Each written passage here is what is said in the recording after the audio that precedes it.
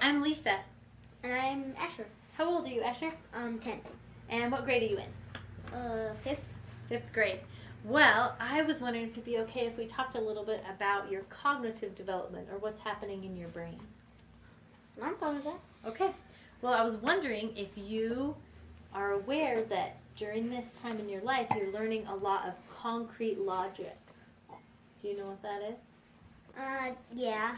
I've known a little bit about that, and So I know what it is, but... So what concrete logic is that you can do a lot of logical things with things that you can see and feel and touch, things that are real.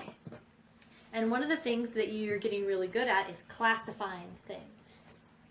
Such as? So I think in adventure, you probably learn to classify a lot of things and put things in different categories. Is that true? It's perfectly right. Okay. So what's something that you might classify in your adventure class? We do this pretty openly, identifying the trees that we build our dens at. Okay. The Jordan River. That's Peach what willow, elm, and Russian olive. We didn't really know what Russian olive looks like. And cottonwood. There's a box elder too, but there's only one of them. There's only one of them. So something else that you're better at now than you used to be when you were younger is putting things in the correct series. So it's easy for you to see where things fit, whereas someone who is Eloise's age might not be able to understand where things fit as well.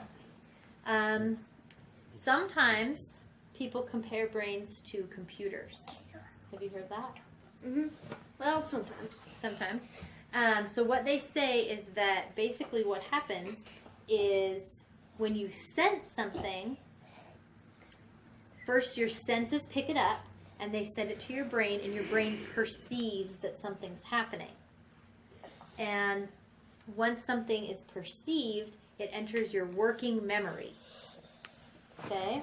And if something is in your working memory, do you think it's something you'll remember for a long time? What was that? The last part. If something's in your working memory, do you think it's something you'll remember for a long time or a short time? Well, a longer time, I would say. It's a little bit longer, but mostly it's different than your long-term memory. So it's a short-term memory. So if I tell you a number, if I say go get me 3 cans of green beans from downstairs, you can walk downstairs, you'll remember 3 cans, and you'll bring them up. But next week, if I say, how many cans did you get me last week? Are you likely to remember that? No. So then, it has to get from your working memory into your long-term memory somehow. So, in your age, you're working on practicing processes to get things from your short-term memory into your long-term memory. Okay, so once something's in your memory, once you figure out how to get it into your long-term memory, then it'll stick around for a lot longer. Okay? What are some things that might be in your long-term memory? Elf, for one, would definitely be in my memory. Because we watch it every year, so you can remember it for a long time. I have a solid memory about me playing tag with Oliver and running through the house. And there was this one part and Mira was with us, and I had this solid memory of me standing in the corner, hiding, and Oliver was it, and Mira was it, and he was chasing Oliver, and I saw it go through, and it's like a picture in my mind that I didn't forget. Well, how do you think that got into your long-term memory? Why do you think you remember that and not something else? Because it was the first time I had ever played tag. I don't know if it was the first time you ever played tag, It's but the first time that I would really remember it. Do you think it was maybe because it was really, really fun? I think that's one of the funnest tag games I've ever played. Okay. So sometimes when we have strong emotions, it helps things into our long-term memory. Do you know that? Understand it? So basically, if you take your memory and your processing speed, how fast your brain works, and all of the things you know, or your knowledge base, and add all those things together, you can come up with something called control processes. So those things working together are how you control your brain. And the older you get in your childhood, the better you get at that, those control processes. Okay. And your processing speed is also something that gets a lot faster during these years as your brain matures more and more. Another thing that gets really a lot better during this time is your language. So by the time you're 6, you know thousands and thousands of words, but once you get older than that, you start to understand grammar, and you understand a lot more context and intuitive things about words and language that you wouldn't know before. So do you have any jokes that are your favorite jokes? Can you tell me one of your favorite jokes? No, not really. What? Snow, not really? So do you think that's a joke your sister would understand? No. No? That's something that you understand now that you maybe wouldn't have before, because your brain understands that snow, not only is it something that falls from the sky, but it sounds like another word.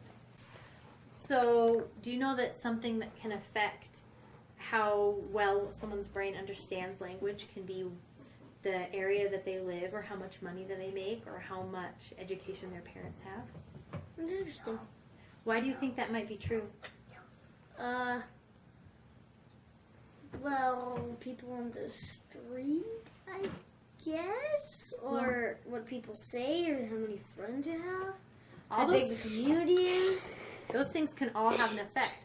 One reason that people who have more money, sometimes their children have better language, is because they're more likely to read to their kids when they're little.